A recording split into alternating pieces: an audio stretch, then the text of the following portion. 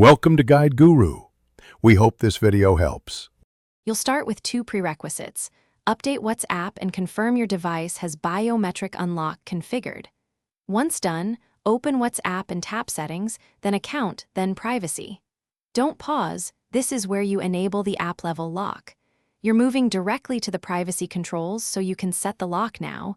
This avoids third-party app risks. Make sure you're using your regular device account because WhatsApp links its screen lock to your phone's biometric or system passcode. Now enable the built-in screen lock. Choose fingerprint or Face ID depending on your device. You'll toggle the lock on, then confirm your biometric once. This grants WhatsApp permission to require it for opening chats. Next, set the auto lock interval. Pick immediately for maximum security or 1 minute for convenience. Once set, WhatsApp will still show message previews unless you disable them. Go to Notifications to hide previews if you want full privacy. This built-in method finish by locking the app. Exit WhatsApp and reopen it to confirm the biometric or Face ID prompt appears.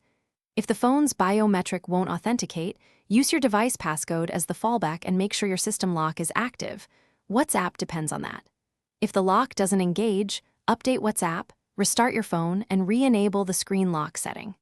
If issues persist, clear WhatsApp cache Android or reinstall the app. That usually resolves corrupt settings while keeping your chats via backup.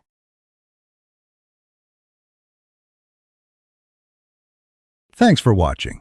Consider subscribing if we helped you today.